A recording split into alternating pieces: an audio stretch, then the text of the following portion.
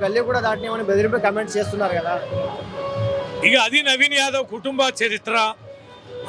మా బుద్ధి ఇది, మా తత్వం ఇది, మా క్యారెక్టర్ ఇది అని ఎవరు చెప్పకుండానే అభ్యర్థినే చెప్పాడు.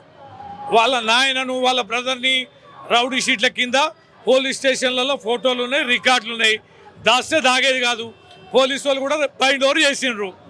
ఇక నవీన్ యాదవ్ సంగతి, ఇక బిడ్డ ఇది నా ఆట, ఇక నీ సంగతి ఎంతో తెలుస్తా, ఇక ఇంటికే ఎవడు ఉంటాడో, సంసారాలు ఎవడు చేస్తాడో, రేపు ఎవడు జూబ్లీహిల్స్లో ఉంటాడో పోతాడో చూస్తా అని చెప్పని నవీన్ యాదవ్ వేసిన డాగులే ఈ ఎన్నికల్లో ఆయన క్యారెక్టర్ ఏందనేది భవిష్యత్తులో ఆయన ఎమ్మెల్యే అయితే ఈ జూబ్లీహిల్స్ నియోజకవర్గ ప్రజల దుస్థితి ఏందనేది అర్థమవుతుంది. ఇక్కడ అందరూ ప్రభుత్వ స్థలాల్లో మరి పాపం పేదలందరూ, మధ్యతరగతి కుటుంబాలందరూ ఏ ఇండ్లు చూసినా మనకు అర్థమైంది. మరి వీళ్ళందరినీ ఈ జాగాలీడ విపరీతమైన ధరలు ఉన్నాయి. పేదలు, చిన్న కుటుంబాల వాళ్ళు ఉన్నారు. ఎక్కడి నుంచో 30, 40, 50 ఏళ్ళ నుంచి వచ్చి సెటిల్ అయి ఉన్న వాళ్ళు ఉన్నారు. వీళ్ళని బెదిరించుడు ఖాయం, హైడ్రా తెచ్చుడు ఖాయం, వాళ్ళు ఈ భూములు కాజేసుడు ఖాయం.